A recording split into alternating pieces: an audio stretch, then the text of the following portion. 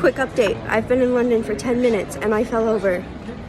Hi, I'm Bailey Sorensen, and I will be discussing gender and sexuality in the plays of Shakespeare that we saw in England.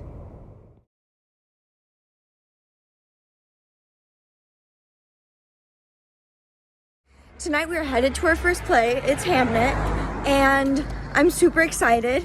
We were just talking about what we thought Shakespeare would be like going to plays, so that's also exciting. And yeah, I can't wait. Good morning, vlog. I just woke up. Last night we saw A Midsummer Night's Dream by the Handlebards, which was probably one of my favorite shows. And it was really good and really funny, but I did not like the interpretation of Helena. And I think this has to do with Shakespeare's writing. He writes her as like a desperate girl who just wants love, which is a very poor female dynamic in my opinion. And I think that he really could have done it a different way. And the Handlebards took that dynamic that Shakespeare wrote about her being desperate and moody and all that and ran with it and made it comical, which was funny, but I really just think that they could have done a better job with the female aspect of it, if that makes sense. Like, it was only funny because she was a female, I feel like. Okay, now that I am thinking more deeply on A Midsummer Night's Dream at the Globe, I have come to the conclusion that just because it was a woman loving women relationship doesn't mean it was a good representation. I was super excited about it at first, but now I've come to realize that it was a forced situation. One was drugged, like Titania was drugged, and she was forcing Bottom into this relationship that was kind of negative, and it was almost comical, and I don't think I liked that. I also didn't like that they chose the only like queer relationship to be under drugs or being forced. So yeah. So another play that we went to see was Gratiano, which was based off of the Shakespeare play Merchant in Venice. Merchant in Venice has a very interesting relationship with sexuality, and Shakespeare wrote it to where it insinuated that Antonio was in love with Bassanio. For Shakespeare's time, this was super bold and out there, and it really kind of showed visibility at the time. And yeah, I really liked how in Gratiano they played on this and they made it more obvious and they like said it straightforward. Interview time. What did you think about Puck being a girl? I loved it. That girl slayed. What did you think about Bottom being a girl and her being with the queen? I thought it was actually really fun. The actress was fantastic, so that made it really, really good. Heard it here. So we just saw Midsummer Night's Dream at the Globe and it was absolutely amazing. There was a ton of representation and they decided to play Bottom and the Queen as both women. So there was like a queer love story, which I absolutely loved. And yeah, I think that was a great choice. So we just saw The Motive and the Cue and it was super good and I have some thoughts on it. I loved Elizabeth Taylor's character.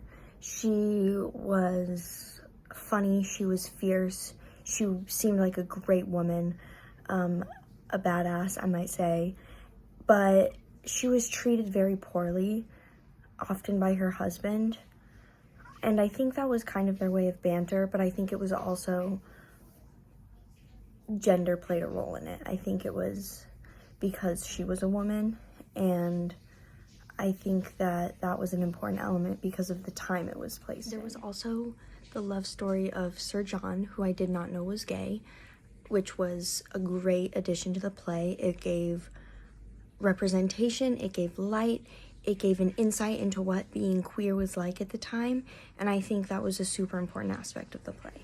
Last night we saw our first rendition of A Midsummer Night's Dream, and since I'm choosing to track gender, I watched Hermia specifically tonight, and her power dynamic is pretty common in Shakespeare plays. She's trying to be forced into a marriage and she chooses somebody else, which we also saw in Cymbeline. And I think that's like a very big trope Shakespeare has. And I think it ties into gender because women often didn't get to choose who they married, they were forced into marriage. I am finally back home from the awesome 3-week trip, and I have some final thoughts to wrap up my video. First thoughts are on the topic of sexuality. There was not a ton of representation. There was not as much as I thought there was going to be. I thought there was going to be, going into this, I thought there was going to be a lot more queer love stories, a lot more same-sex relationships, things like that were modernized, but there weren't that many, which is okay. We saw it a little bit in Gratiano.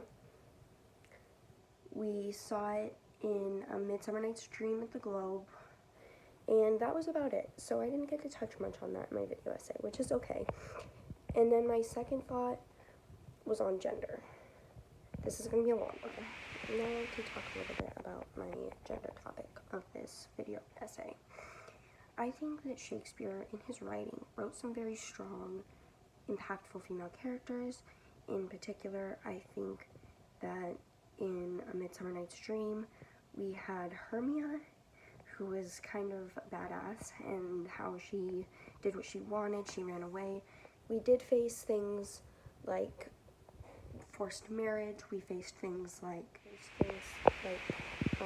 sexist jokes, we faced even things like the line, "I will do mischief upon you in the woods," which is about rape, which is not something we would see today, but in Shakespeare's writing, that felt normal, that felt, I don't know.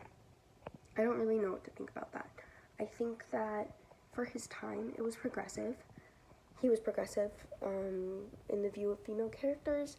I think that he wrote strong females, which was not likely of the time, but he also wrote some damsels in distress, and I don't know, I think that he did a good job with female characters.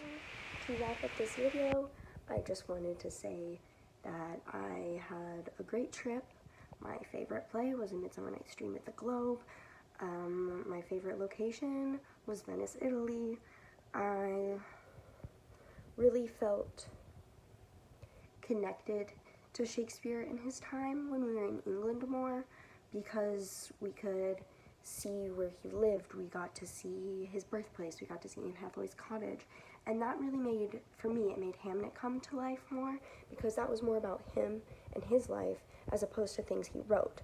When I was in Italy, I felt more connected to his writing because we could see the scenes, we could see, like, Fair Verona, and I know he never went to Italy, but it was fantastic. I just had such a great time, and yeah, thanks for watching.